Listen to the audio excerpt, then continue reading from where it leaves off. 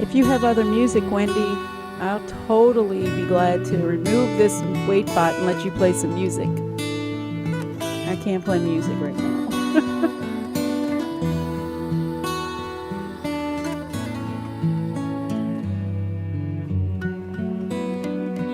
I'm gonna just let people load in here. If you guys in the audience wouldn't mind sharing this out with your followers or to the world if you would. Ignore the clapping. We are not starting the show just yet. I'm searching for some good stuff for you guys to listen to. Anything but Waitbot. Anything but Waitbot. I always get the worst songs every time when the show starts.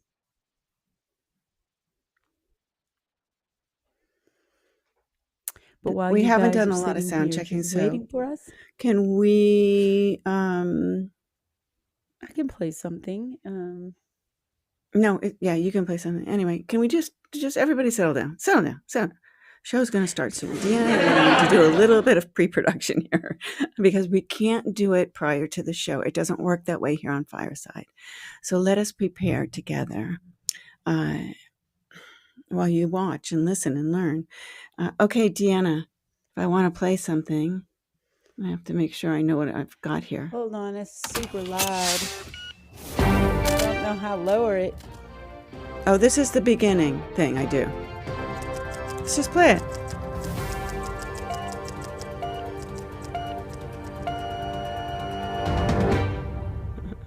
Welcome, everyone, to the Daily DeppHeard AfterBuzz show with Deanna and myself, Wendi Cooper.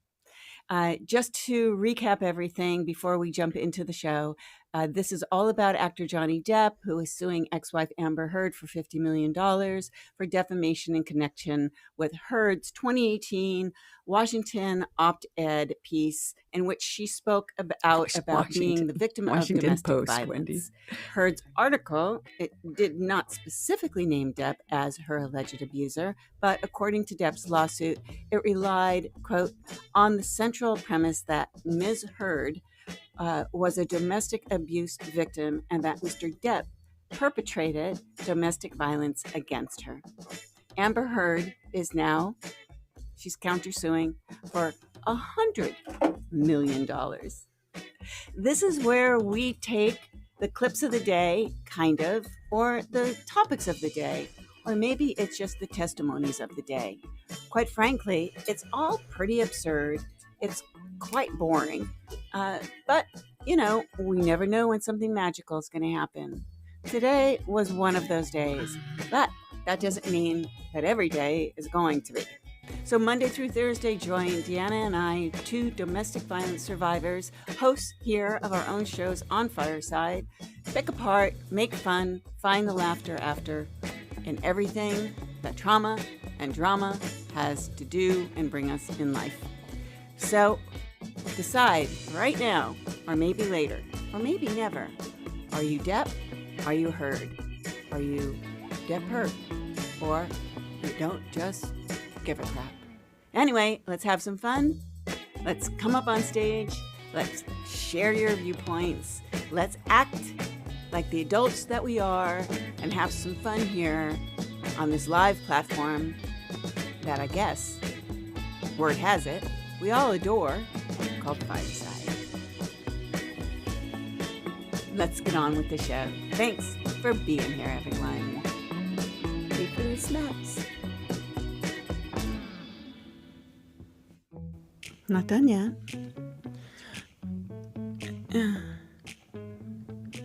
That comes in handy.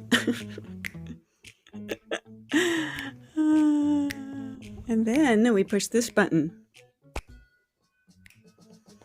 Created live on Fireside.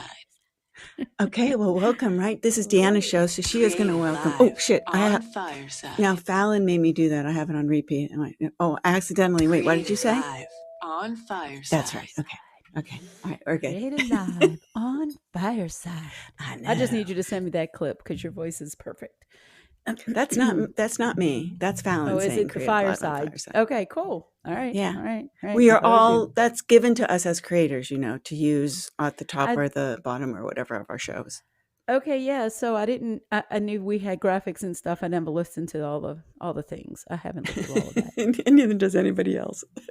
I'm really Anyway, welcome everybody. Deanna, thanks for having me. It is another day. It is day whatever, 12 of the DeppHeard thing. So what's cooking? What happened today? Let's round up some topics. I want to do a mic check here. Is my microphone too loud? Everybody, am I blowing out? Does it sound okay? Who's in the audience? Give me a hands up. Sounds great. A thumbs up. Hey, Deborah. Hey, Peter. Hey, Natalie. Who else is down there? Reagan. Reagan's here. Awesome. So it sounds okay. I think you sound great. Deborah's saying, yeah. Okay. Good. Okay. Okay, good. So, Reagan's saying good. Okay, good. So today's topics, we had a few experts today that showed up for Johnny, and that was his bodyguard. We had his managing agent. Okay, you go ahead, and then I'm going to ask you to qualify a couple of things about that, who these people are. So go ahead. Okay, and then we had his transactional lawyer from the law firm that handled the deal making. We had the guy who did the analysis, the IP analysis, which I can't wait for you to talk about because you know that stuff. And we had the RN, which I took no notes on, so that's how great which I didn't listen to.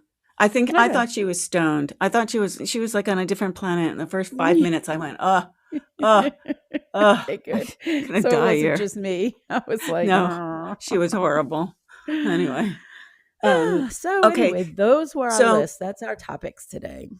Just to clarify for everyone in the audience and people that will be listening later, the difference today between when you just said the bodyguard. Now, we've heard from a lot of security people, right? And we've heard from a lot of doormen and security people and things like that. But this guy today he looked like he was in a Leonard Skinner band. You and I both I thought the same thing. And he was so into his beard. He kept like grooming it. Very ZZ Top, right? Yeah, exactly. But he kept explaining, and I'll try to find a clip, where his main job and only job was to protect Johnny Depp. He was his bodyguard. Right. And so he was there during the infamous fight in the Penthouse 5. Right. He was literally there. He's the guy that got in between the fist of Amber Heard and Johnny Depp. He didn't get in between it enough because she hit him, but he was right there. Right. So apparently her arm came over his shoulder and across. And and he was very specific about it being balled up in a fist and hitting the left side of his face. So I thought of Johnny Depp's face.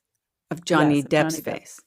And he did go on to say something like this. He also said that his job was such that it was to protect. He knew at that moment that Johnny Depp looked at him and said, "That's your fault," like that. Because this guy was super honest about everything. And because he had failed at his job to protect Johnny Depp, he was trying to get Depp out of that apartment. But it was like a domestic dispute. So where do you cross that line as a bodyguard, when shit's flying off the mezzanine level? I mean, this guy explained what was happening in that shuffle. to the point where you could actually see the shit flying out around the room, what was Yeah. happening, right? Like, And yes. And he so was like, this, he was going in for the block or the interception. right. Wait, I mean, it was a Red Bull that came flying down and hit Johnny in the back. And then when he realized that she was going to be throwing other stuff off of there, she went and grabbed a purse or a bag of some sort Right. that he was able to smack out of the way. Then she was spitting, which I Yeah. honestly think is just disgusting. Yeah. He And this said, poor guy, the whole time, he's really, he knows he's there to protect Johnny. He's really trying to do the right thing, but he can't really, he was just kind of stuck. And so eventually it escalated. He said it escalated to the point where he said, "It's not your decision anymore, Mr. Depp. You're out of here." And then that's when she went ballistic, when he and I said, have "I'm taking you out of here." hmm And I have two quotes from him that I totally loved. The first quote was, "The F word is my favorite word, and it was being thrown around so much that even I was uncomfortable." And his second quote was verbally, with the exchanges they were asking about. He said, "In all honesty, talking about Johnny, he gave as good as he got." So he didn't deny that they were yelling things. They played a tape where she called him the C word. I'm not a fan of the word. Yeah, And hey, Peter, and he's Peter might remember this. I don't know if Peter does remember this. Maybe not. But I learned what "see you next Tuesday," actually, that expression, "see you next Tuesday," right. actually meant. And it was so funny because I learned it actually on my radio show at one point where they kept saying, because the show was on Tuesday, I think. And so like we would end the show with "see you next Tuesday," and I had no freaking idea. Well, now you do. Anyway, go ahead. Yeah. Well, so yeah, and I think that tape came up and all, and basically at that point, the bodyguard said, that he gave as good as he got. So the thing that I liked about his testimony, like you said, it was descriptive, it was real, it was very believable, and it wasn't all, "Oh, Johnny never did anything wrong." He admitted to seeing Johnny do drugs. He was probably one of the first people who actually said, "I saw him do cocaine." And he said, now it was only 2 or 3 times, but he said he actually saw it. Nobody else has admitted that. Well, Everybody's acted, he was actually there during the infamous fight. but he's been I there for a mean, lot, apparently. That's all I'm saying. Right. yeah, exactly. So his credibility was pretty awesome, and he was so credible because he didn't seem like he was just the fan of Johnny Depp, right? He told this visual, this how he told the story, and you're able to visualize. I can see the movie. I can see the scene when they make the movie about this. I can see Right. whoever, Right. Margot Robbie playing what's her name, and throwing the shit Very down, and Johnny descriptive. Depp playing himself. But anyway, I Yeah. don't know. Very descriptive. I thought we picked Emily Blunt to play her. Anyway. Well, or Emily Blunt is playing Aquawoman. Oh, Mira okay. in Aquaman. Okay. Yeah. Yeah. So here I have a couple of clips, you guys, and I'll just randomly pick one. This basically there was another guy. So my background basically is in advertising, marketing, and advertising, and I have always worked for the 27 years that I produced television commercials. I always worked on a back end. So the loss of it wasn't so much the $22 million for Pirate 6. That was the contractual loss for Johnny showing up and making the movie. All right. So like with my production company, C Spot Run would produce and write and produce this commercial for you, Mr. Client, for X amount of dollars. And we'll do it for cost plus 10, 20%. But I'm so confident that it's going to work and make you money, your product's going to sell, that I'm only doing that because I'm going to get this back end over here, right? This percentage of sales for the next 5 years on anything you sell anywhere in the world, right? And you're going to send it to me every 3 months, and I'm going to have a check. And depending on whether I managed also the campaign on the back end to ensure it was run properly, depending on what type of percentage or royalty that was. Everyone in the infomercial world and the direct response world worked on that type of back end. So the transactional guy, he's kind of like what we would call a manager.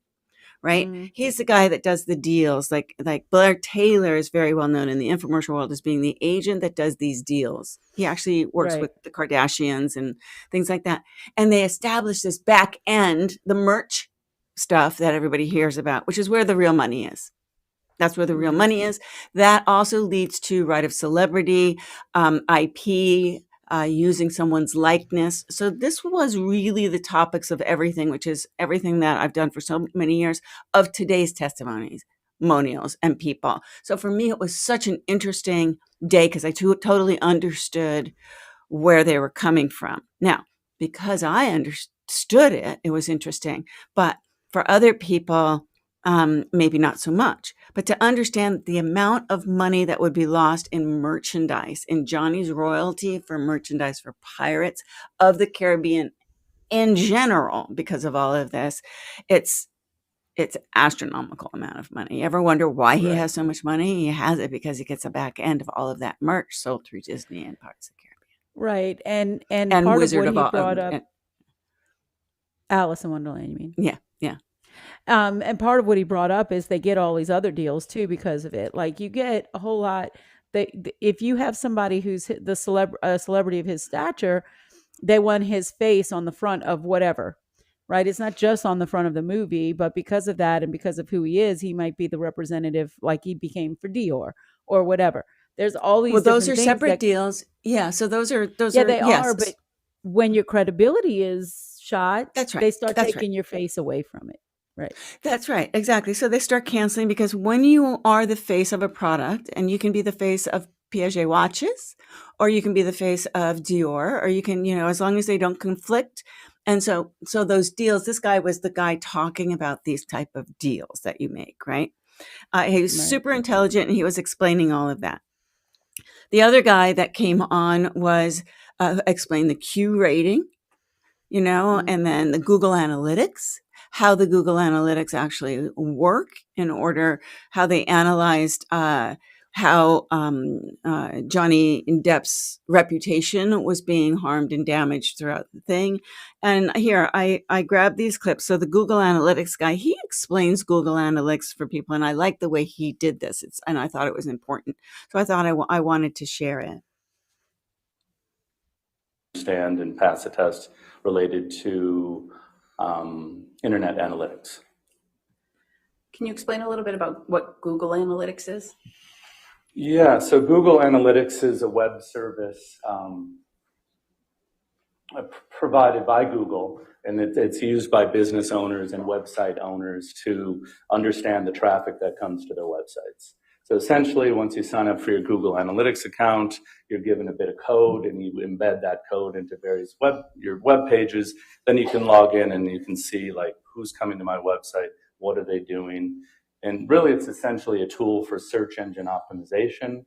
The goal of the web is to show up number one in Google Organic. So then you'll tweak your website a bit. You'll look at your analytics, see if you're showing up on the first page of Google. If not, you can use those analytics to keep playing around and try to end up on the first page of Google. Understand and pass a test. Okay, so I played that for everybody in the audience, just so you know that that's kind of his expertise. And, if you didn't already know that, then there you go, you know that now. And if you have a website and you don't have a Google Analytics account and you don't run it properly and you don't do your Google snippets and all of that little stuff on your website, well, I have a website. But anyway, I don't know, because I like to put pictures up on the internet. Exactly. Tell my client that, he's like, I have a client that put up these beautiful pictures of her brand and swimwear and all this stuff. And then that's it. No product descriptions, no inseams, no leg length, no nothing. Just, hey, I got pretty pictures. Why don't you buy my product? Kidding me? Oh, it doesn't work that way?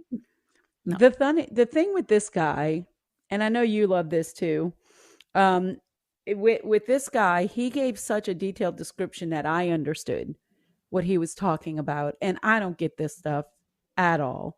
But he went through it, and I thought it was so neat that he could go backwards in time and he could look at what people were seeing if they Googled it in, say, 2016 or 2015. He could say, you also mentioned Google. He could so here's say, he did that in Google Trends, right? Is that where he Oh, did I it? guess I don't. Yeah, maybe. Yeah. Here's how he explains how that works on how Okay. you can just Yeah, pull up it's anything cool. you want.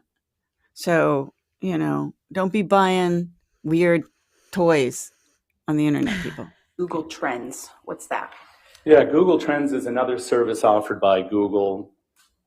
Free, by the way. As we know, everything starts with a Google search these days. There's 5 billion daily searches on Google. And Google Trends allows a user like me or you to go into Google Trends and analyze search traffic for various key terms, anything you really want. Maybe there's a new football player and you want to see how that football player is trending compared to the team over time, or maybe something related to Ukraine, or maybe a celebrity. So Google Trends just shows you what kind of search volume is happening during various points of time. What are historical Google search results? So historical Google search results are search using Google. There's actually an area where you. Yep. I declipped it at that point. Oh, man, that's the part I was talking about, though, because the historical search is where you can go backwards in time. And instead of saying what happened in 2016, you can search as though you're in 2016. Okay, let me turn this off. Yeah, exactly. Oh, really? Like you're really there? Right. So in other words, the difference is like right now, if I looked at what was going on in 2016, it's feeding me based on stuff that's going on now, even though you could see those old articles. But because you don't want to see that stuff, you want to just see it historically. There's a way. He said, I have a special IP that has no Oh, that's right. That's right. information on it. Here. I think I just hold on. Let's see if this worked. And I think you also mentioned Google Trends. Yeah. What's that? Yeah, Google Trends is another service offered by Google. I have to Get go to the past historical that. part. Mm-hmm. Yeah.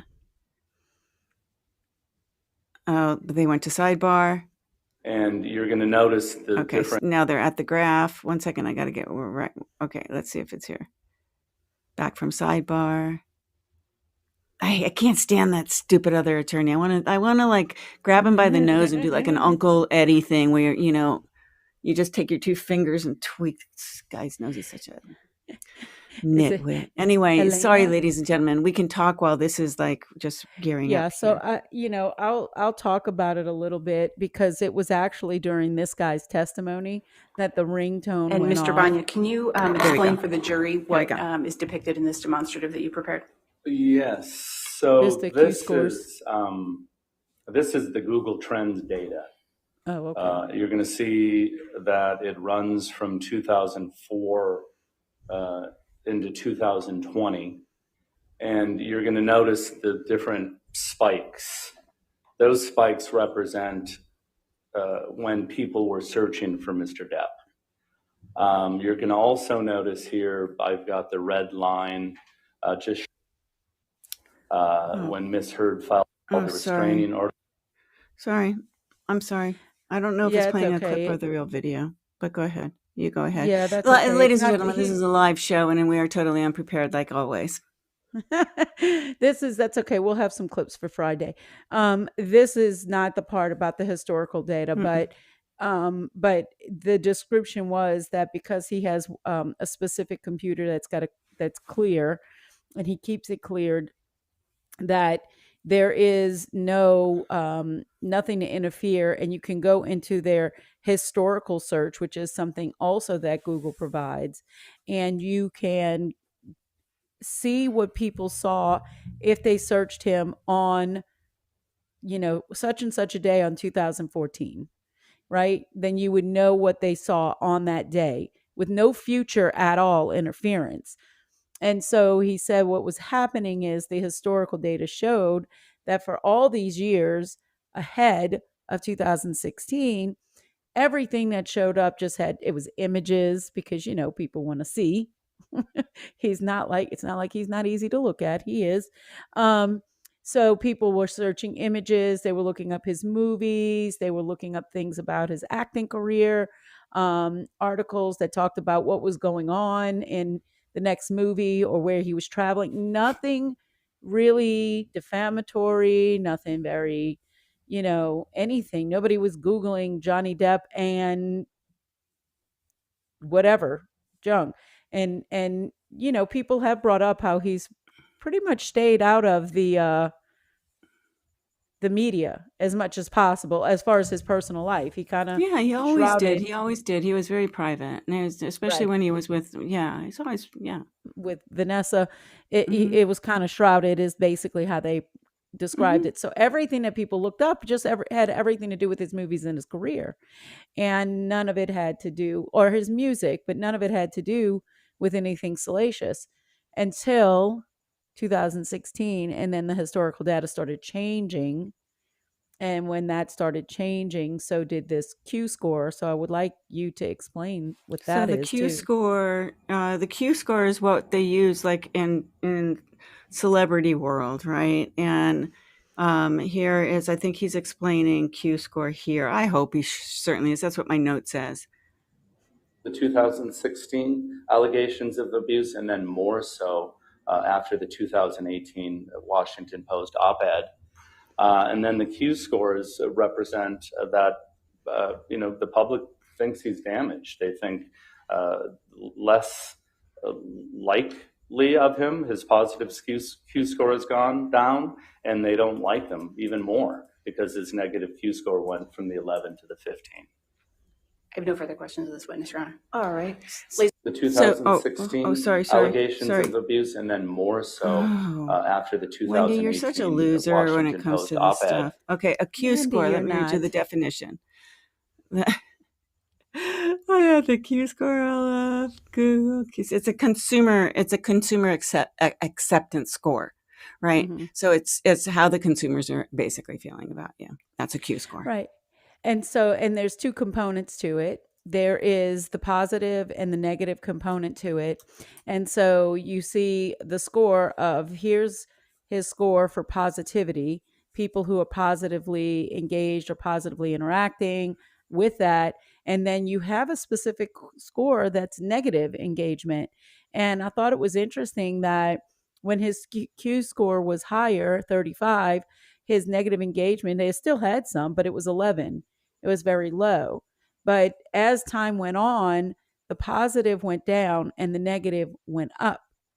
And so that's two The delta bad became things happening right at the same closer. time. Mm-hmm. Right. Yeah. And so, while I did make a little point where, like, in 2016, right after the restraining order, his negative went from 11 to 16. And then after the op-ed, his negative went to 15. So there was 1 point differential. But over the whole time, his positive went from 35 down to 29. So, he lost So I'll read why it's important, because it's not only for celebrities and stuff. So the Q score, it's popularly known as a Q rating, is a measurement of the familiarity and appeal of a brand, celebrity, company, or entertainment product. So it's very important in Hollywood and in television and film. It's only used here in the United States, so it's not a universal thing. The higher the Q score, the more highly regarded the item or person is among those who are aware of the subject. So it's kind of in a bubble score, right? Because it's for those people who know of Johnny Depp. This is kind of like, but there's a lot of people that don't know Johnny Depp. So you could ask a lot of people that don't know Johnny Depp, what do you think of Johnny Depp? And he would have a really shitty Q score. Q rating, right? Well, yeah. So, and the other thing is, I think they said it's only on 1,800 people. It's not even a lot. You have to be pretty elite for you to really even have a Q rating. Get this Q rating. And but companies use it. They'll pull this. Like, in other words, let's just I'm picking on Dior, if they're going to put a face on their brand. If they're going to put a face on their brand, yeah. They will pull this in their due diligence. This is part of it. They will pull this to say, hey, let's see where he is and what it's looking like. How's the public, receiving him right now? Because if we're putting him out there in front of everybody, we want to know how he's being received. And if that starts to change, and it's also in a movement that is very forefront in social consciousness, I mean, you kind of got a double whammy, it's going down and it's because of something that's very socially aware right now. Right. So because Q ratings are only used by brands, very big brands, like you mentioned Dior before and things like that, they would do a Q rating. I remember the first time I heard about a Q rating, somebody asked me, "What's your Q rating?" like that. And I was so embarrassed. I thought, what's a Q rating? And then somebody told me, don't worry about it because now hardly anybody's got a Q rating, Wendi. So the person that asked you that is an idiot. And so that's all I ever remember about the Q rating. But when you're attaching a face, a celebrity of any kind, celebrity, I mean a public figure, not only a celebrity because they're an actor or whatever, but they have celebrity. They've given up their right of privacy in public.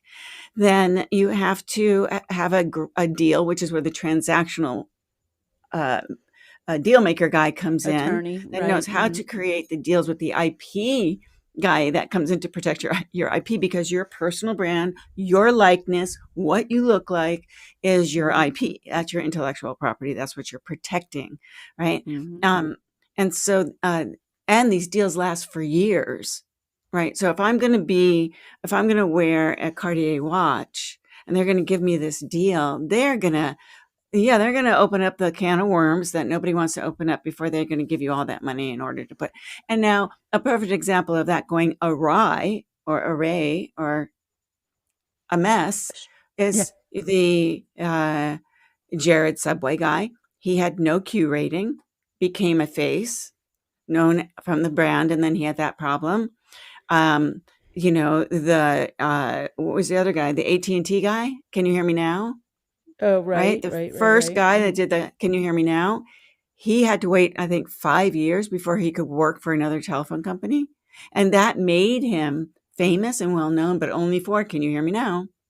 So when he went over to Sprint 5 years later, that was it. So you have to think about all of these things. So yes, it is very important, but it is limited to a certain amount of people. And Johnny Depp's Q rating certainly did take a nosedive.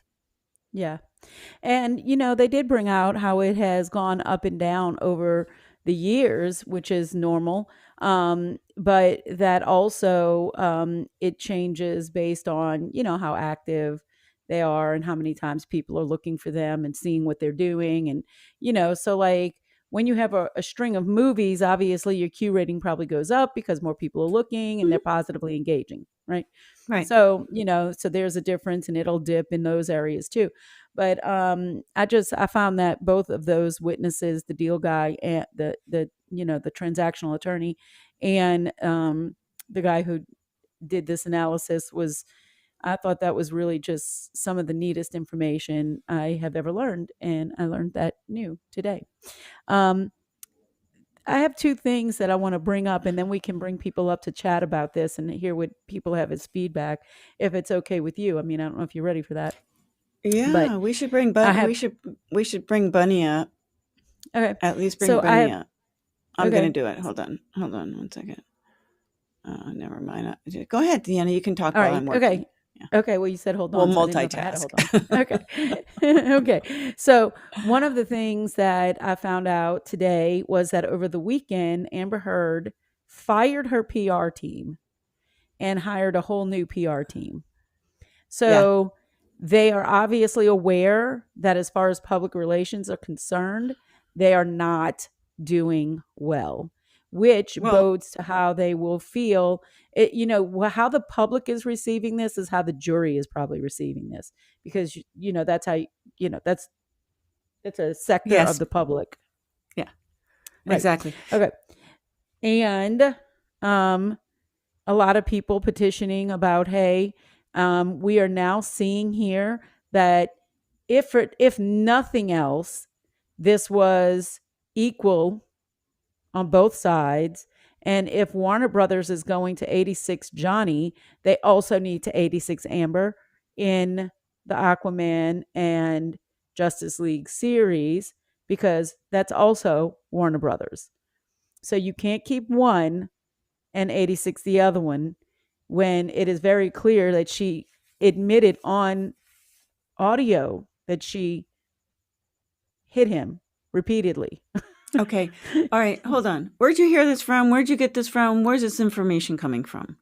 And Warner Okay. Brothers. So it's so funny, you guys. I was listening to somebody on YouTube, and they kept saying Warner Bro, and I'm going, Warner it's Bros. yeah, they're like 20 years old or something, and they were really nice voiceover and doing this whole thing. She goes, and then Warner Bro, and she kept saying Warner Bro, and I'm like, it's not Warner Bro, it's Warner Brothers. So with Warner Brothers, all this was the lawyers that run the Law and Crime, which is a YouTube channel that is live, and also Court TV. They Okay. are So the this was the ones, after show. This was right, their commentary. right, and they are the ones who brought up that there is a petition to get Amber Heard off of Aquaman because Yes, they got of the 3 fact million that they, signatures so far. right, that because of the fact that they feel like she was an abuser, and if you're taking this stand, take it, but then she goes too. Um, the other thing, Well, and that Reagan, the only problem with that is that the public cannot dictate what the studios do. The studios will dictate what they do, and the studios will do what the public wants, okay? Because the studios depend on, I've said this every single episode, the studios depend on the public to buy tickets, to fill seats, to watch movies, to watch streaming, to buy their content. So it's whoever comes out looking the best here is who that's all going to go to. Believe me. right, but I guess what their point is you automatically jump to the conclusion that she wasn't lying and took a stand on domestic violence.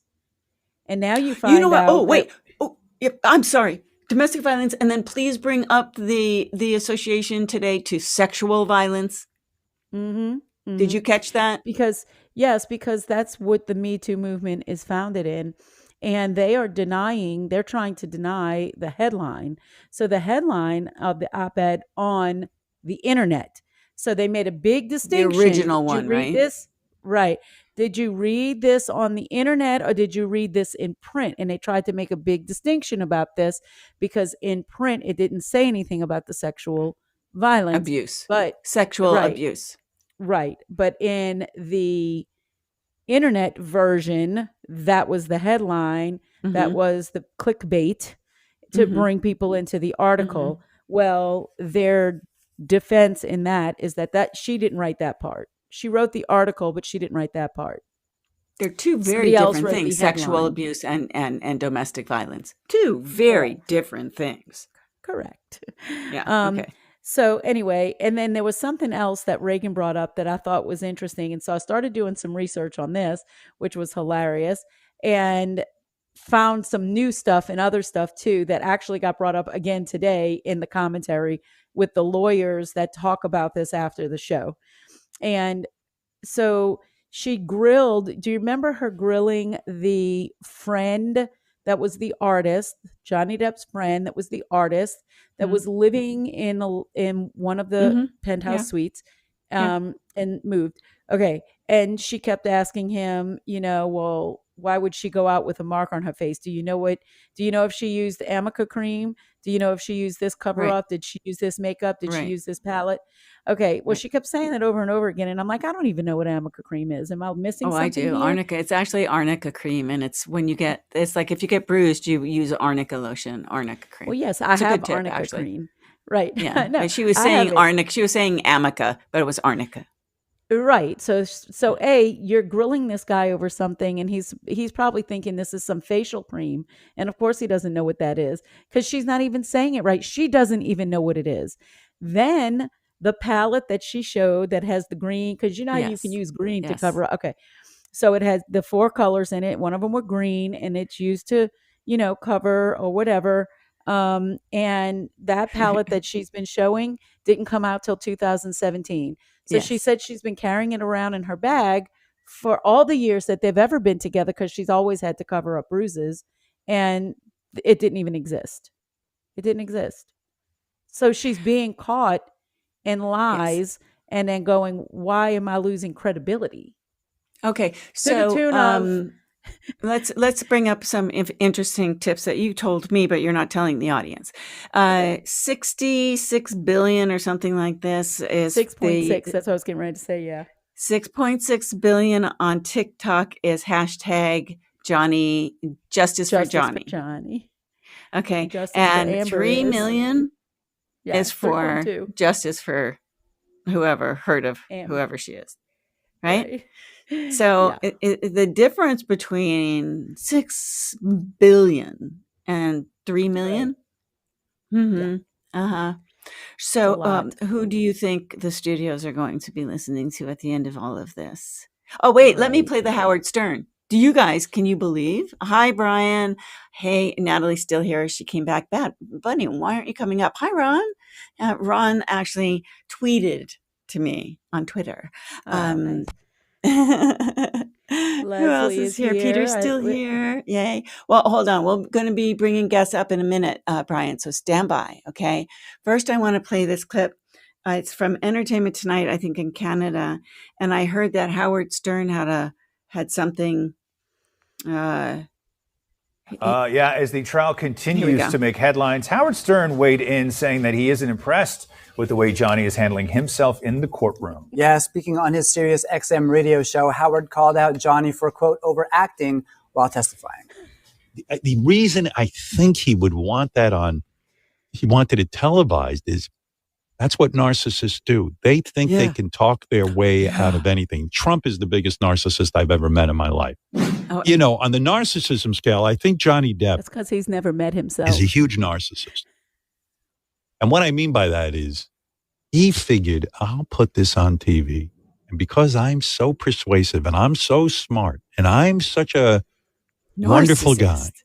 I'm a great actor. I can act my way through anything. Yeah. Oh, right. And I'll play you some clips from the Johnny Depp trial. If he isn't acting, I mean, but he's... as the trial...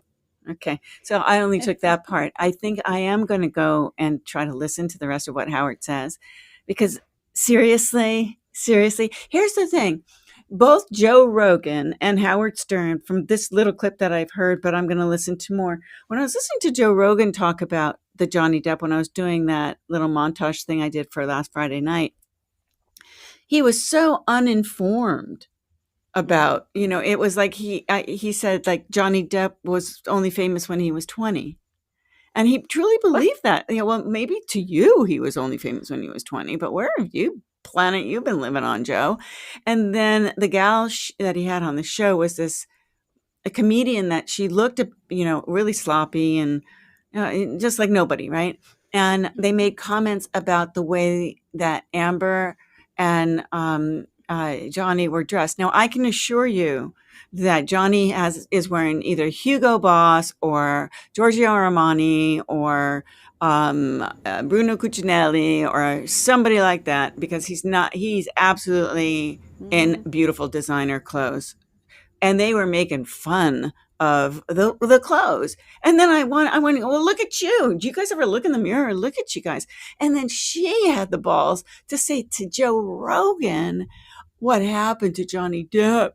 He looks so old and ugly. I'm like, what is going on here?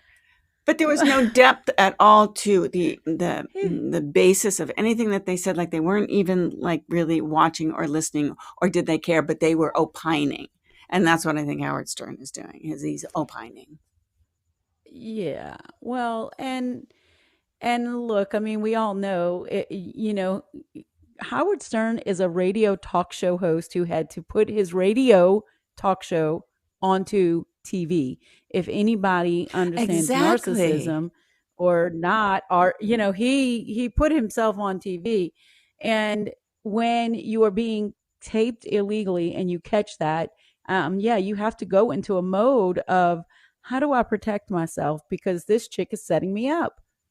Yeah, if you have the ability to put that in front of people so that you can get your side told, absolutely. I find that more of activism than I find it narcissism. Well, I think Howard Stern actually, he wrote a book, he went to rehab, he went to Buddha land, he did whatever he did, and he cleaned himself up, and the loyal wife that he had in the 90s and the whatever, that he was whatever. And then he has the new wife, which is now really an old wife, but she's young and she loves cats or something like this. But he found himself and he found his purpose, and he apologized to everybody that he ever hurt. And now he really feels as though he can just really judge, I think, others because he's been forgiven, or he has forgiven himself, and he's apologized to the world for the freaking asshole that he has been to other people. Seriously, he has. Well, but that's all about money, and that makes a lot of people a lot of money. So that's their shtick. Anything else? Okay, let's bring some suckers on up here. Yeah, let's hear it. I want to hear what other people's have to say. I know Reagan will probably come up. All right, so we're going to bomb the stage now, Brian. ladies and gentlemen. Okay, so Brian wants to come up. You want me to get him? I got him. Accept. Yeah. Okay. I'm accepting requests. Hi. There's Ron. Hi, Ron. I invited Reagan. I called her my sister. Hey, Ron, go ahead. Tell us what you got. Brian, won't you mute yourself for a second just so we can get everybody in order? Well, Natalie, Ron, tell us what you got. What you thought about today? Well, this Q score is very interesting to me. Reagan. And the thing about it is, first of all, you have the fact that he was canceled so abruptly is a good sign of our society that says, okay, we won't accept this anymore. You're canceled. And that happened to the worst for me was Charlie Rose. I was so surprised by that, but Matt Lauer, all that. But the thing is that his history. Both of you have spoken about this before. His history is one of not being in any salacious headlines. It's not from. I've never heard a story about him battering another woman. Now, the question I have is, why aren't the other women in his life that have been in his life, like Winona Ryder, why aren't they stepping, and speaking for him? I guess the only thing I can think of is that with Me Too, that climate, they are giving her respect by letting her tell her story and not interfering. What do you think about that? I have thoughts about that. Number one, I don't think it should be confused with Me Too, because Me Too is not about domestic violence. Me Too is about sexual abuse in the workplace, basically. Right? Okay. That kind of thing. Right. So, yeah. So I think of Me Too as not being domestic violence, and I'm a survivor of both. But the Me Too thing, I didn't really. It was the way of life. I didn't care. I didn't get sexually abused, but yeah. Okay. All right. So it didn't ruin my life, and I wasn't ready to ruin anybody else's life. And actually, whatever. But so don't confuse the two. That's important. And that's why I thought it was also important today when they showed that the headline of the op-ed piece basically said sexual abuse. And it was never sexual abuse. He's not. He was never he's not a rapist, right? Wow. He's not somebody that throws himself on someone else. And number two, it doesn't matter. You can rape your wife or you can rape your husband or whatever, but that doesn't mean it's okay. But all I'm saying is that I hate when those lines get grayed and people think that she's doing this for the good of the Me Too movement. No, she's doing this for the good of the Amber Heard movement. Absolutely. And I was surprised by that Howard Stern clip. I was very surprised that he would characterize Johnny Depp as narcissist. Me too. I see him as the exact opposite. I don't know how this figures in. I don't know if he's looked at the components that make up the criteria for narcissistic personality disorder. I don't think he understands. I think he is a narcissist, and therefore, and I think actually, I was telling Deanna before the show that I actually think that the cross-examining male attorney, whatever his name is, the one that is saying correct all the time, I think he's a narcissist. Right. I think he goes home and he beats his cat, if you know what I mean. Oh, well, I think a lot of lawyers are narcissists, most like, and even surgeons too, because it's to get to that certain place, and I think in society you have to have that kind of trait sometimes. But Deanna pointed out that Howard Stern had a show on TV, so that's just textbook narcissism. It seems. I just was surprised. I was shocked. I thought it was going to be a clip of him being supportive. Yeah. I was shocked too. That's why I'm going to research it more. I'm sorry, Deanna, go ahead. So I want to read this to you real quick. Some clips from the MeTooMovement.org. You can go to MeTooMovement.org and you can just go to the spot that says what we're about in the history, right? And it was founded by an activist called Tarana Burke, who wanted to bring resources, support, and pathways to healing where none existed before. And she got to work on building a community of advocates determined to interrupt sexual violence wherever it happens. Then the Me Too hashtag went viral in 2017. This was after all of this, right? It's been around a lot longer than that, obviously, but this is kind of when it went viral, and woke up the world to the magnitude of problem of sexual violence. And what had begun as a local grassroots work had now become a global movement, seemingly overnight. So, it's talked about in 6 months how it became a global community with millions of people that were saying "Me Too" about sexual violence. Now they are expanding and enhancing their their work with survivors. So they are now working to expand, but it still is steeped or foundationally rooted in sexual violence.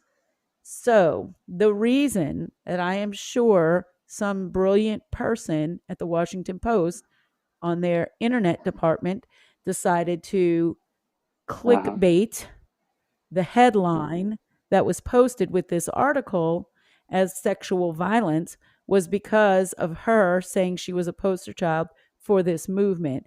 And also the ACLU pushing her out front and encouraging her to write this article, which she became an ambassador with the ACLU the minute she pledged her $3.5 million. So she became a little bit of a pawn. I'm not going to lie. She did. She became a little bit of a pawn in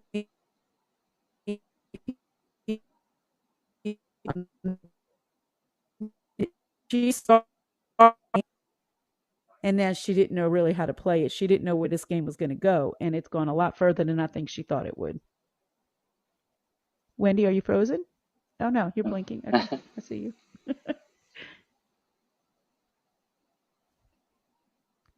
I didn't know if she had something to say. I can't hear you, Wendi. Are I you thought talking? you froze up, Deanna.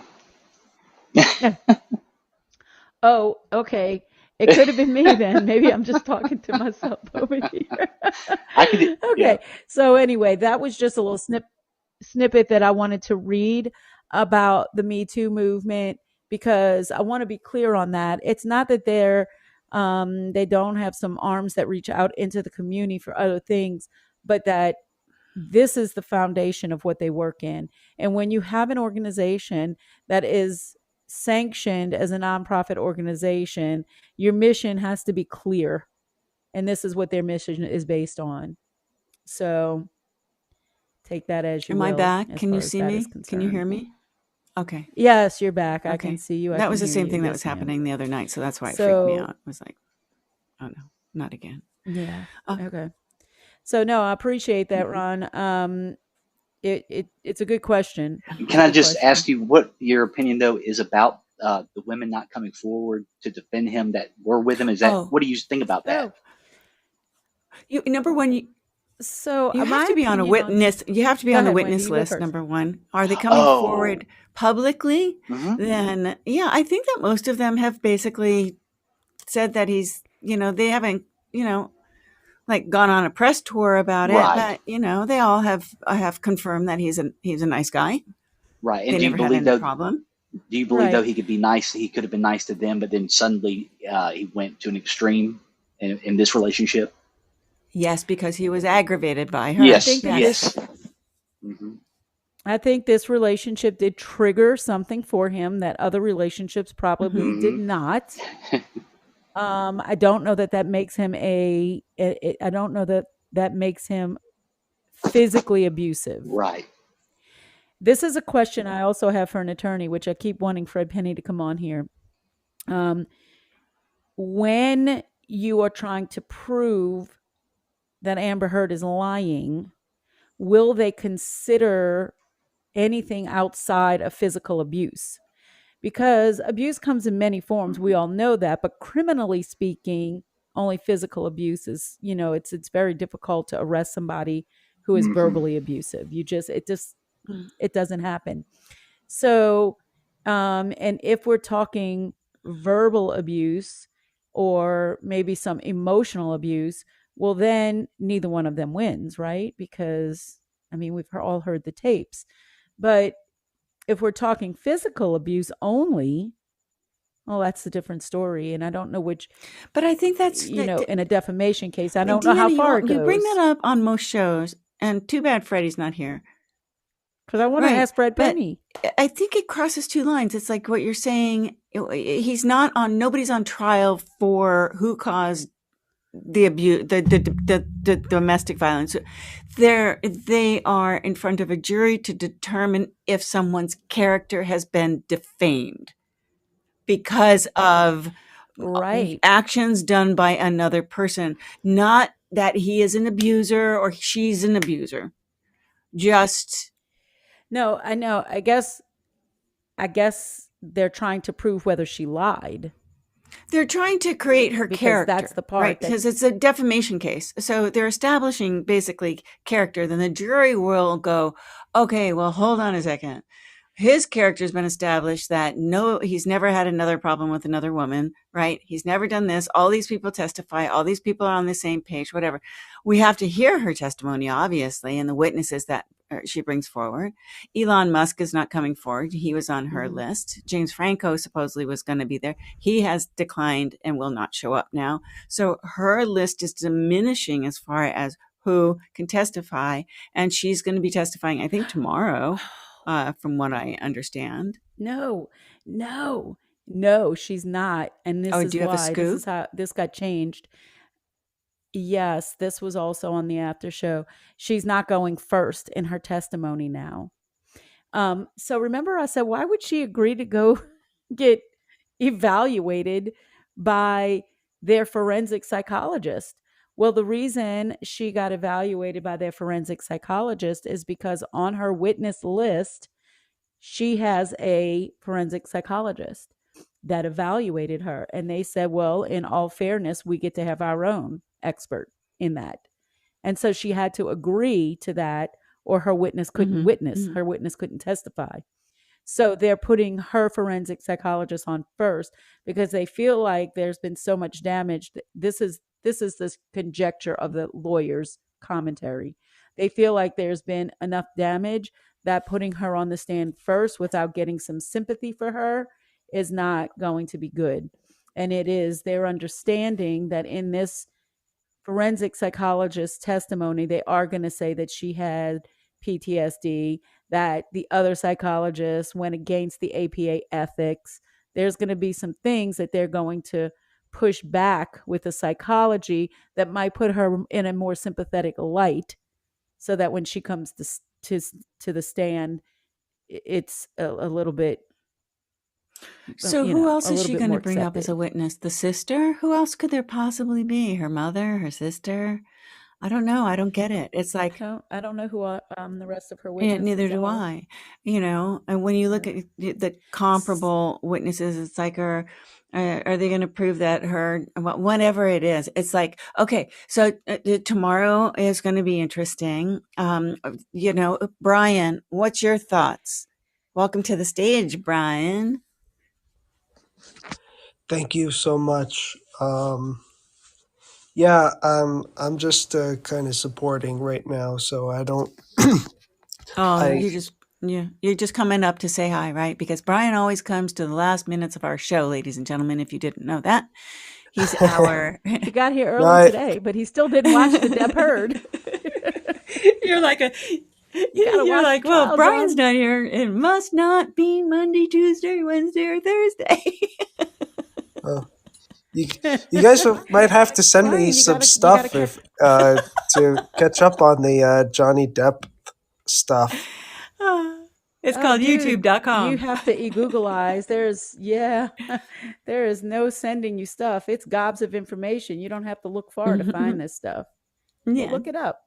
And then bring your 2 cents to the show. Exactly. That's what we want everybody to do. So, Brian, you are so welcome. We love having you close out our show for us every night. Well, I will say this. Yeah, and I will say this. It's I do think it's a bit crazy what is going on with the whole Johnny Depp thing and Joe Rogan or whoever you guys were saying was saying all this stuff. Oh, Howard Stern. That's right. Howard Stern. I do think it's crazy what is going on with all of that. So It is. It is. It's so much crazy. I can't even begin to measure it. Well, thank you, Brian. Bad Bunny, are you just going to like sit down there in the audience and not come on up and like bless us with your he's just clever ways and indiscreet manner?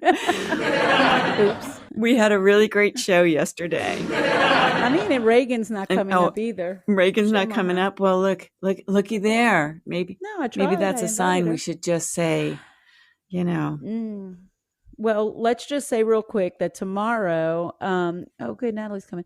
Tomorrow is going to probably wrap up Johnny with this nurse. Oh. Which we talked nothing about today. We'll see. And then I think that's when we move into her witnesses. So I think that her psychologist will be taking the stand tomorrow. And I'm real excited about hearing this. Let's hear what Natalie has to say about it. I heard you say my name earlier, but I was washing my face. I was like literally splashing my face with water going, oh no, did she say me?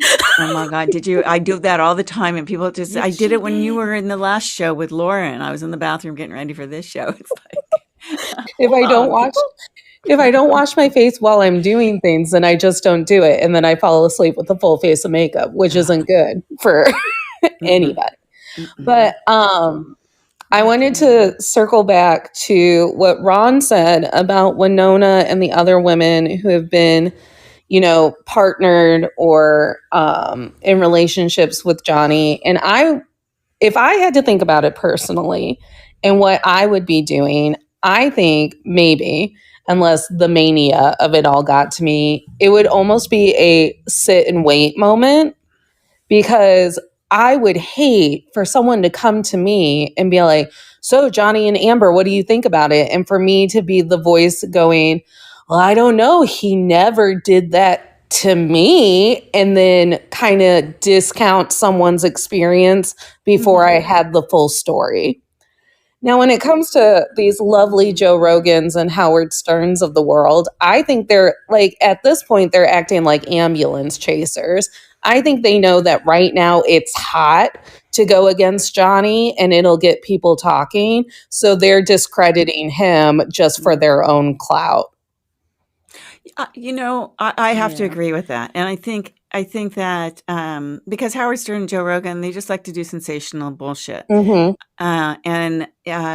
And then when Johnny Depp, of course, everybody loves Johnny Depp. I'm sure there's history there where Johnny probably said, no, Howard, I do not want to come on your loser show. Right. And so this is kind of Howard's little bit of a payback, but nobody kind of knows about it because and I don't know, we should look up if Johnny Depp's ever been on Howard's show, right? And if he has never been on Howard's show, believe me, that's going to be the reason that he's being an asshole. Oh, sure. Yeah.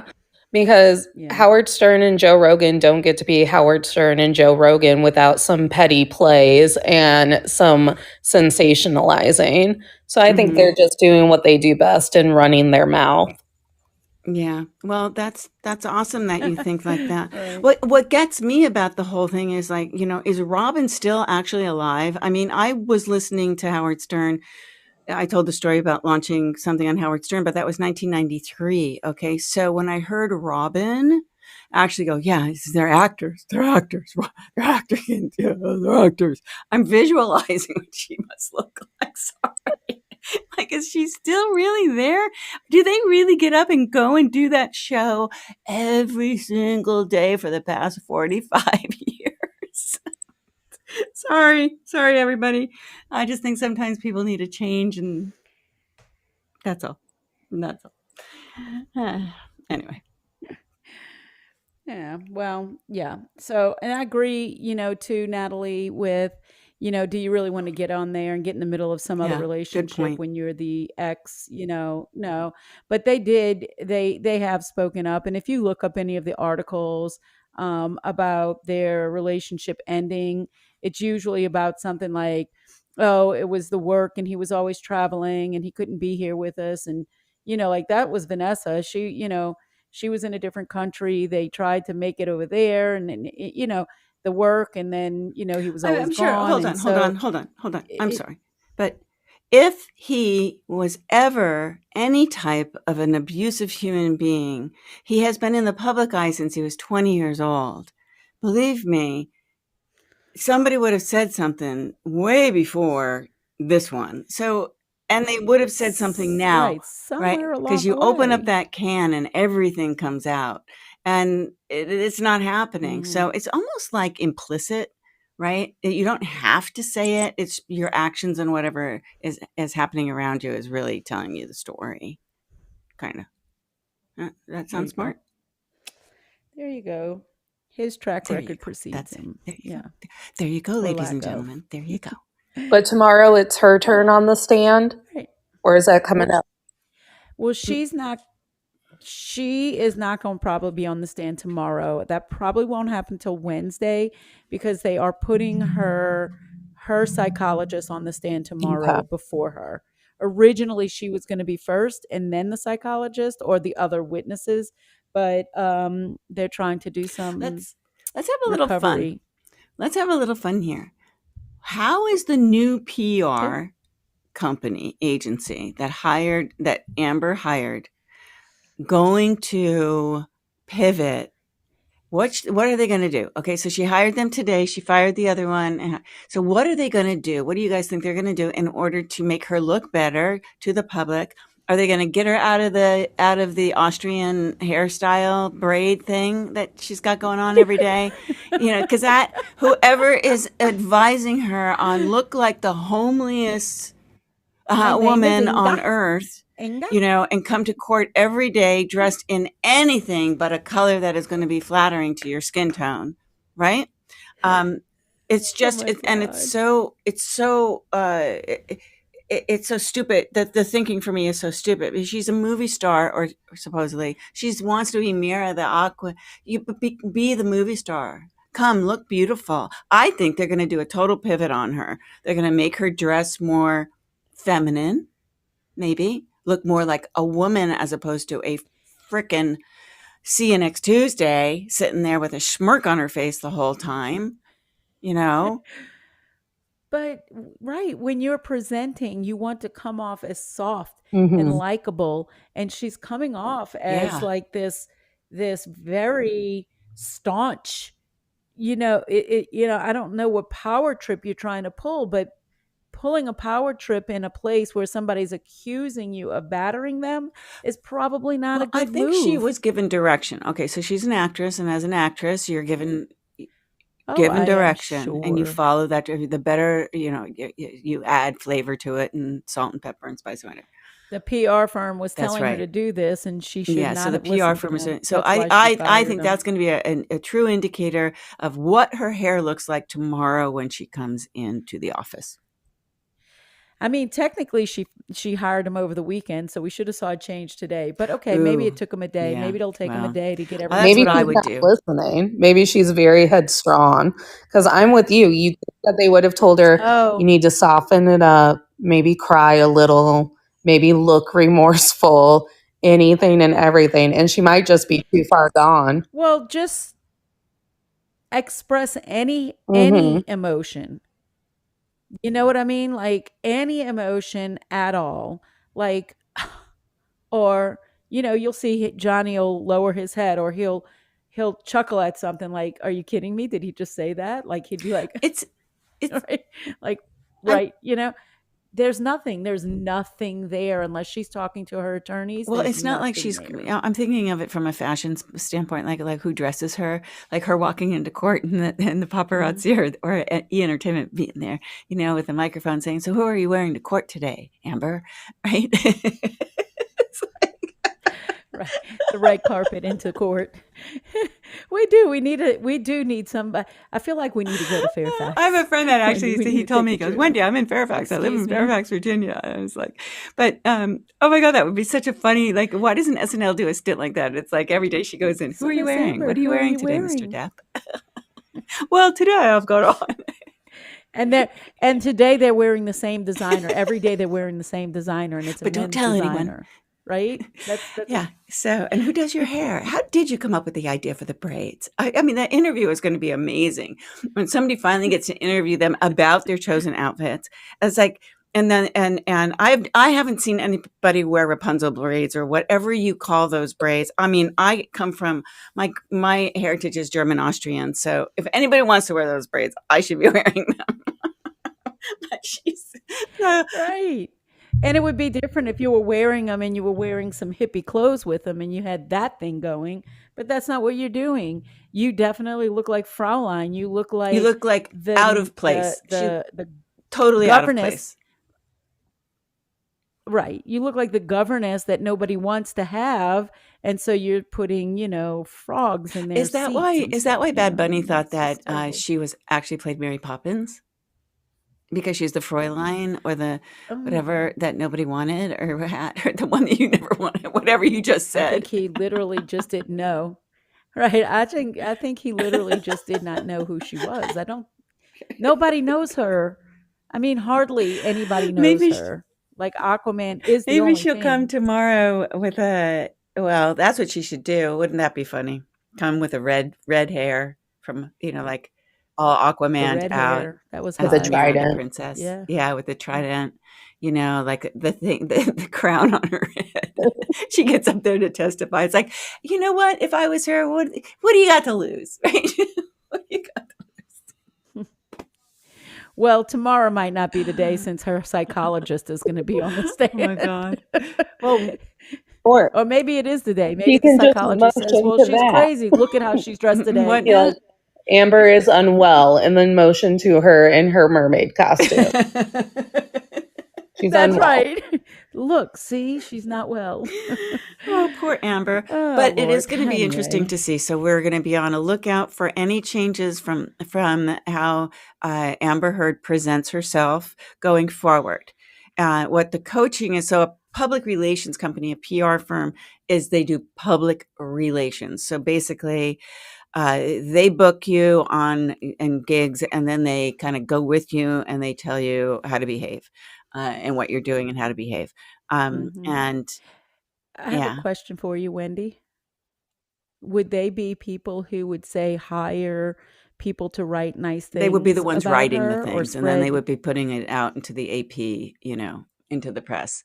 And then it's up Right. to whomever picks it up to run it. So that's how it goes. They do a press release. Here's what's happening. Okay. Press releases are only. But I guess behind the scenes, they don't do sneaky things like hire little bots or little people who would post nice things or follow the hashtags. That's or not a whatever. PR firm that's going to go and manipulate the web. Okay. Yeah, I was that just would be a wondering. social media firm that she would hire in order to persuade people through 3 illegal actions to, vote for Amber Heard. Right, exactly. That's what I'm saying. They're like You a wanna high open school, up- running for president. At the, if you want to open up that, it's like, if I stay away from I'm gonna Twitter get the and vending anything that they're machine. saying on Twitter, right? Because Twitter is a cesspool unless you're looking at the right things. But I don't want to hear what everybody is saying on Twitter about it. So depending on your platform and all that stuff, and I'm not even reading about it on Facebook or anything like that. I'm just listening to the tape, to the court hearings. I'm listening to some recaps to find some funny clips and stuff. But that's it. I'm really not reading anything me too. about it. I'm not digging anywhere. I'm just making my own, how do I really feel? What's the vibe of what's going on? And then hopefully having a little bit of fun with it, which is what we're trying to do. And then hopefully Johnny Depp will win. But, we also thought Hillary Clinton was going to win, although I didn't, although I voted for her because there was no other option. But there was Bernie, but right, you had two that options. wasn't going to work. And so anyway, but we didn't think Trump was going to win either. And, if you know what I mean. And so we don't know what's going to happen with Johnny Depp. All we know is that we can stand by him and we can continue to do this show, and keep talking about it and take it from there, Deanna, because I'm all out of words. Right. Well, honestly, I didn't go in this. I really didn't go in this with an opinion. I mean, I did love him as an actor, and I actually went in this disappointed, thinking, really, I just don't want this to be true. But I did kind of go in this with that attitude that this might be a possibility.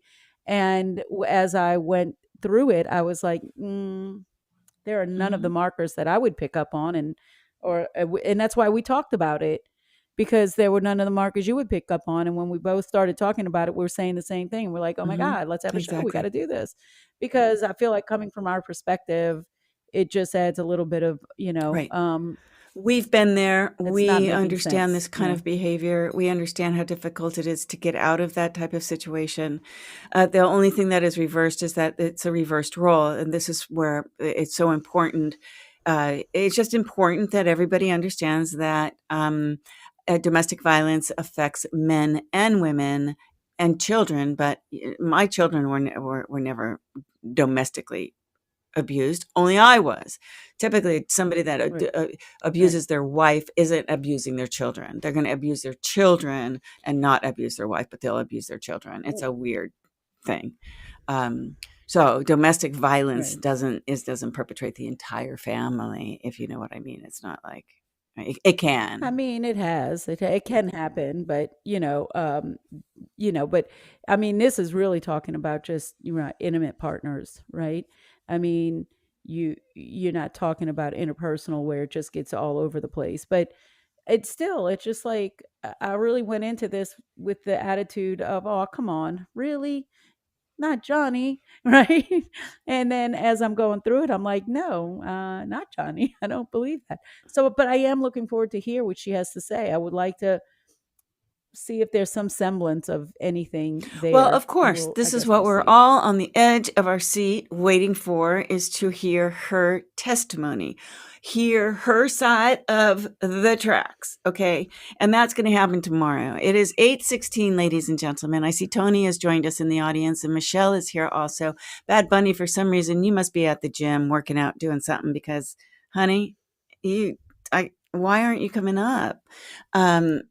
But you're more than welcome to come up. Leslie, Regan, Kabagan, Bobagan, Regan, Bobagan, Banana, Nana, Bobagan. Yeah, and Mary. And you know what happens when nobody comes up? Is Chocolate Johnny here? He's here. Oh, yeah. Chocolate Johnny's here, and Jeff is here. All right, so I'll do a little bit of a recap. We got Stefan here also, or Steven. Or is it Stefan? We are just getting ready to wrap up the show. We kind of talked about who was in the trial today and the testimonials and how wonderful it was to listen to the intelligent people that gave testimony today. It's part I was talking about. I was part of my background. I've always worked on a transactional production agreement where as a production company, we also got a back-end percentage of merchandise. And so I completely understand all of the merchandising and where all of the money, that's where the true money is made. And so that's what they went through today about losing those rights. And then we or that revenue. Also heard a great explanation about Google Analytics and how they analyzed all of the consumer data that was coming in to see the consumer sentiment that was happening with him and her over the years. And then we also talked about the bodyguard that was literally in the fight.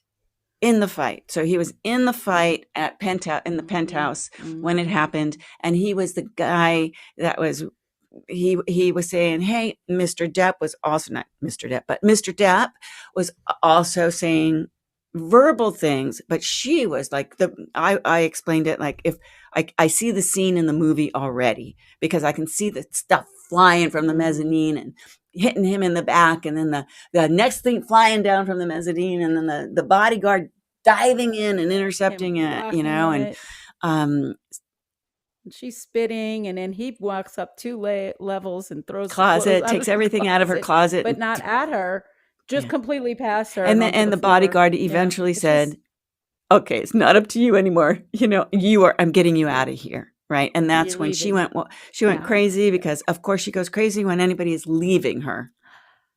Now, she had already been crazy, but that's when the infamous fist came, and the bodyguard testified that he saw the fist go right by him, right into the left cheek of Johnny Depp. I think it was the left cheek. I'm not sure. This is my right cheek. Yeah, it was his and left cheek. He saw the bruising, he saw the mark, and he took responsibility for that right after it happened, and then he got him out of there. So it was a great testimony to hear him actually be so vivid and descriptive in how it all played out, because nobody else has actually been there. Right. Yeah, so they've seen some of the markings, or they've talked to him after the fact, or what, shuffling around in the other penthouses, but that this guy was in it. He was like between them, in it. So yeah, that was an interesting. I can see it. I can see him going like this. Whoa, choo, choo. Yeah, just Red Bull cans flying. Red Bull gives you wings. So this is the other thing I saw today in the after show, when they announced that James Franco and Elon Musk are not taking the stand. Well, I guess they announced that a couple of days ago, but they brought it up again today that they weren't taking the stand. They also showed the video footage of James Franco being in the building with her, her coming down the elevator to get him in the lobby and going back up. They've been showing that forever. They've been showing that footage for a week now, Deanna. Yeah. Right. Yeah. But the interesting thing is, if you go on YouTube, there is a gal that's an artist that lives in the Eastern Columbia building, and she breaks down, that knows them. She's lived there for years, and she breaks down the whole thing about that elevator scene. And she tells you what's to the left and what's to the right, and how you have to use a fob, and how you can't get past a certain place in Eastern Columbia building. And so she had him have to come in the secret elevator entrance that was over here. And the way she breaks it down, you're going, oh my God. And you're watching as they're stopping, and they're showing what button she's pushing. And then the girl's explaining, well, yeah, because James Franco could only get into a certain point of the building, right? And then she has to come down and let him in with the fob. So, and she was explaining all of that. So that was really, really kind of cool to listen to somebody that lives there explain, go like this, it's so stupid that people don't know this stuff. She was really cool. But Jeff, what's cooking? Good looking. What's cooking? I don't know. I used to be a chef. I gave that up years ago. I really honestly don't know the whole story, but it brings back memories of when I dated this ninja woman, and she would do dragon spin kicks on me, and I would go to leave. I know it's crazy. And I would go to leave, and she would say I'm not a real man because I'm walking away, and she would block me from leaving. And when I would go to call the police, she would start punching herself and bashing her head into the walls. And oh my God. Yeah, yes. It was real. Yeah. And so that's what this is all about, Jeff, is men like you that, this stuff has happened to, which is Johnny Depp. Yeah. Yeah. Go ahead. Well, I'm not Johnny Depp. I could be. I actually had to plan it out like the movie Not Without My Daughter. I had to have a secret plan in place. I had all my friends in place, had to get a new apartment. And when she left for work one morning, it was like a perfectly executed assembly line, and I was moved out within 22 minutes. Yeah, I totally get it. You are an abused person. Absolutely. This is what this whole trial is really about. Is like Johnny Depp is doing this, Jeff, so that he can bring light to that this happens to people of all colors, all races. There's no boundaries. And, men like yourself or like him, it's hard to believe that this is actually happening to them. Oh, it Right? happens. Yeah, and it's weird because about 3 weeks ago, I was sitting near my front window. I was on my laptop just, looking at porn. No, I'm kidding. I was doing research. And I hear this hollering and screaming out front. And I'm like, what the hell is going on? And the neighbor, his ex-wife, was picking the children up. They were doing like the exchange, the custody exchange. And she started verbally attacking him. So I put on my phone the video, put my hand out the window, and it got really aggressive. So I called the police, and I was doing play-by-play with dispatch. It was pretty cool. And the woman on dispatch was like, "Oh, I can hear them yelling. Is it physical yet?" I'm like, "Well, no, not yet." And then like 10 seconds later, she started throwing haymakers at him. And he had his hands in his pockets, and he dodged every time she would go to hit him. And then she spit on him. And I had it all on video, and I said, "Oh yeah, she just threw a right hook. She missed. Now she's throwing a left. Blah blah blah. Play by play." And the police show up within 30 seconds, and this woman on police camera, on the cameras on the cops, she admitted to them, "Yeah, I swung at him a couple times, but he dodged it, so I didn't actually hit him." And the cops like, I could arrest you, just for you saying that. And I showed them the video, and they didn't arrest her because he didn't want to press charges. But 3 hours later, because she'd bring a baseball bat to his head that night while he was sleeping. But anyway. Well, no, it actually gets better. Within 3 hours, he decided he wanted to press charges, and the next day she was arrested, and an order of protection was put in place. One of those, what do you call it? Complete stay away orders. And just yesterday morning, she texted him, which is against the order. So they went and arrested her today, and she's going to jail for 18 months. No negotiations. Where do you live? I live actually in a suburb of Buffalo, New York. It's called Amherst. It's considered one of the safest towns in the U.S., actually. Yeah, that's because they put people like her in jail pretty quickly. Well, I'm thankful because I'm a huge advocate for A, mental health awareness, B, an advocate for men who get abused that don't have resources. Like the Dr. Phil show, Robin has her group When Georgia Smiled, I think it's called, for battered women to get out safely, and there's all kinds of protocols, but there's nothing for men. Like, men are, no matter what, if they show up to a domestic scene, the police, and there's a bruise on the man and the woman, the man's going to jail. Yes, well, you have to actually. In Louisiana, you both go. Here in California, nobody goes because they want to just make sure that nobody goes as a. In Louisiana. Well, I think it's. Yeah, in Louisiana, you don't even have to press. In Louisiana, you don't even have to press charges. If you call, you better be willing to go to jail. Because if you call and initiate the call, the cops aren't coming out without taking action. If there is obvious physical altercation, there's something here in Louisiana called Gwen's Law, where the girl decided not to press charges, and 3 hours later she was dead, or they picked him up and they let him out on a bond, and 3 hours later she was dead. So now that's not, you don't even get the option if you call out and you aren't, and there's obvious physical altercation. If it's on both sides, you're both going. If it's on one side, then one of you is going. On who calls, and, then, right? You can deal with it. Yeah, it must be different. But I know somebody who the girl called and they both went to jail. It was obvious that they were both fighting. Well, that's why I'm single now, going on 3 years. I'm safer that way. That's too bad, Jeff. I'm sorry that happened to you. Both Deanna and myself, why we're doing the show is it's from the perspective of domestic violence survivors.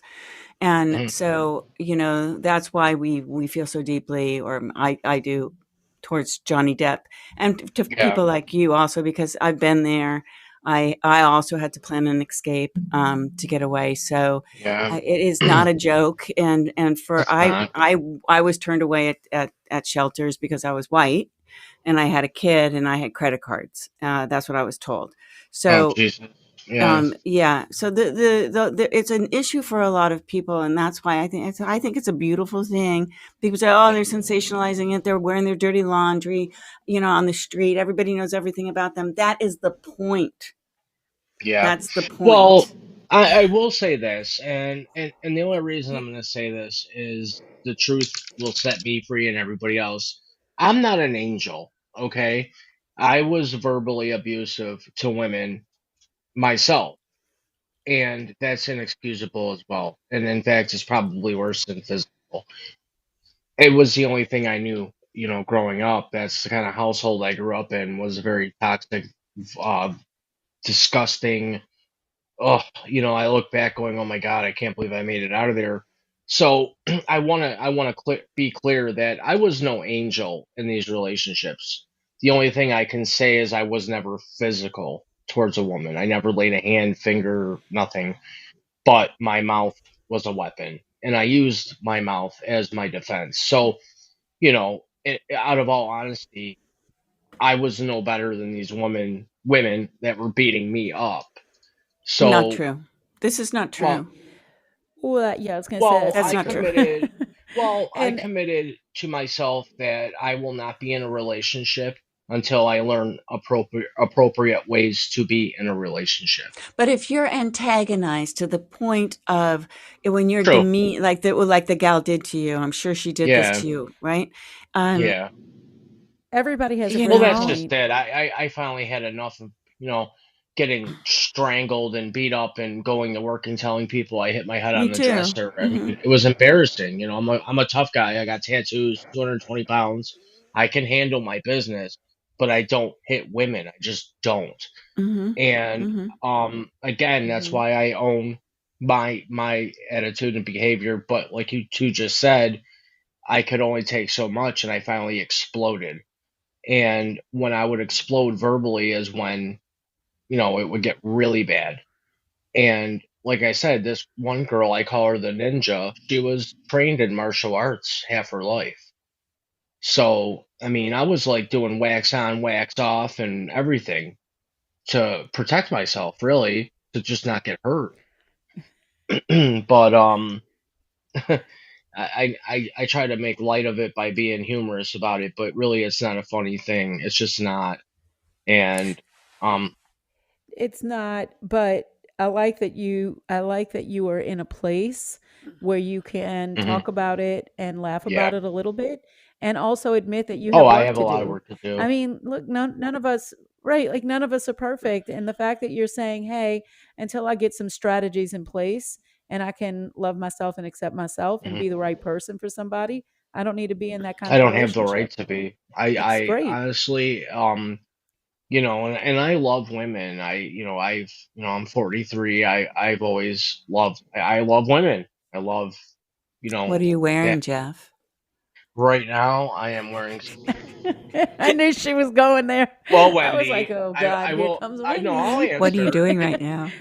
I am sitting in my bed in a pair of gray Adidas pants with no boxers, Oh, nice, nice. and I have Okay, a so nice easy access. tight. Oh yeah, Good I ride easy. I don't like Okay, wearing so we're boxer not going to shorts. go into depth about that. That's just a little joke I do to like maybe I try to know it's segue okay. I'm someplace I'm else. just kidding, anyways. No, but in all seriousness, I advocate for men that get abused, and I was in the right place at the right time that afternoon when that girl started attacking her ex-husband. And what made it even worse is the 9-year-old son was jumping up in between them, trying to get her to stop hitting the dad. Yeah. And that's Mm, that's what really kind of touched me. I'm like, I have to intervene here. And I made a statement and everything, and yeah. just because. I saw it, I witnessed it, and I called the police. But you know, I honestly no, I still have work to do, and that's why I stay alone. I stay single, and it's my choice. It's not anything other than I choose to be alone because I'm not ready. You know. Yeah. So isn't it interesting? You know, Johnny Depp came from his mother was abusive towards his father, so that was his childhood. You say you come from, you know, a place that you were lucky to get out of, so Oh, obviously there jeez. was something happening Yeah. there. I I didn't. I just still came from a sleep. large family. It was normal, totally normal people. I still sleep with my feet. Yeah, that's what I I say can't have a too. sheet on my bed, and I still sleep with my feet out from under the covers because my father would actually come and start wailing on me while I was in a deep sleep. And if my feet were in sheets or under covers, I would get all tangled up and I wouldn't be able to defend myself. So, till this day, even though I live alone, haven't talked to him in years, I still have no sheet on my bed, just a blanket, and I keep my feet out from underneath the blanket in case I have to jump up and be ready to roll. So I still, you know, have PTSD and all that other stuff from the way I was raised. Yeah. Well, Well, that's good. I'm glad you brought this. It's not good. You brought this back around full circle, though, because that's what's Yeah. going to be in the testimony tomorrow when Amber when her psychologist gets up there. Um, there is some inclination that she is going to refute what the forensic psychologist for the plaintiff, for Johnny, has diagnosed her as, and is going to say she definitely did have PTSD. And then of course they'll argue whether it was prior or whatever. So I'm going to guess her childhood is going to come up in that Oh testimony yeah. tomorrow, which is also something I'm interested in Yeah. hearing I as think well. if I may interject, what, you know, so when I react, so PTSD comes into play, like let's say, because of what happened to me, when I'm around someone that maybe brings their hand up, right, or something like that. Or my probably. husband is kidding around, you know, like, watch out, I'm going to punch you on the face kind of thing, where it triggers, right? So that's really a PTSD moment, right? Right. Does Yeah. PTSD actually, now it depends, because I've met people who have PTSD from the war, so it's very different. It's noises, loud noises, or this or that trigger. It's different triggers, right? It's post-traumatic Right. stress Everybody's got their syndrome. own Okay. triggers. But for when it's from a childhood, and then how do they correlate that to being an adult and throwing, you know, Red Bull cans at somebody? Why is that? You know, well, he walked in the room and I didn't like what he was wearing, or he was having a glass of wine, so I decided to go ballistic because I have PTSD and it triggered something from my childhood. I can actually answer that. Well, I go ahead, Jeff, because I have something to say about it, but I want to hear what you have you to know, when I say. was a young child, my father would, I mean, out of nowhere, just swift backhand me, and he had those big bare hands because he always did hard labor, so he was, in my mind, the strongest man in the world. Till this day, if somebody's joking around and they raise their hand anywhere within like a 4 foot radius of my face, I flinch and put my arm up to block it. Sure. And I attribute that to, you know, what happened to me as a young child. Right, but that's a trigger. I understand that. It's like hearing a loud noise, you know, after coming back from war, whatever. But that's not the same thing as having a relationship with someone who then comes home and because he doesn't want to take you to dinner or whatever, you know, he You has a get freaking wailed on. Yeah. Well, so this is what, right. So one of the things that I think happens in their situation is there's a drastic age difference, like 23 years. Okay. And so if you have daddy issues, which her father was an oh. alcoholic, I can see where this could As play was into mine. that. Yes. And, you know, we don't know all of the events that led up to that. Was he drinking? Was he, you know, we don't know all of the events that led up to whatever. They could have been arguing on the phone before he walked into the apartment that night, to the penthouse. I don't know. But I do think there's some dynamics that play into this with their age difference and daddy issues. That's just nobody said that. It's just something I've thought about. Well, she hasn't testified yet, so we don't know that we don't know what her childhood really, like we know only partially. It did come, right. I was like, it did come up a little bit in the evaluation with the other psychologists, and there were a couple of little things that were touched on like that. I am sure tomorrow we will find out. Okay, well, with that note, was there anybody else in the audience that wants to come up? And because I'd love to wrap the show up at a decent hour. I don't know if Bad Bunny's doing his late night tonight, but if you just want to jump into a show that is so random and really kind of fun because it just goes everywhere. If Dale and Bad Bunny are doing their late night after this one, which I don't know because they haven't come up, they haven't spoken, they haven't done anything in this show. Anyway. Well, I'll jump off, ladies. Sitting there I'll land the plane by saying this. Thanks for coming up, Jeff. I quit drinking almost 9 years ago, and it's the best thing I ever did because I was following in the footsteps of a monster. But I appreciate you two ladies and the subject matter you brought up because it is very important, and I appreciate you allowing me to speak. Yeah, we appreciate you sharing your story. No problem. Glad to have you. And I will leave the stage and say Frankie J out. Okay, Frankie J. Bye, Frankie J. So there you go. Deanna, I think we should end the show. Okay. Unless you want to keep going and I want to end the show. Yeah, I know, exactly. For me. And I'm sitting on my bony ass on my stool and it's killing me. I'm sitting on my not so bony one and it's still not comfortable. So, oh shoot. All right. Well, that's cool. Let's just meet here same time tomorrow. You guys come back. We are going to be here. What time is it for you? 7 p.m.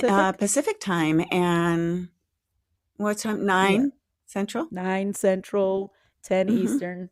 And you guys come back, and I think tomorrow is going to be a good day to have some conversations about this.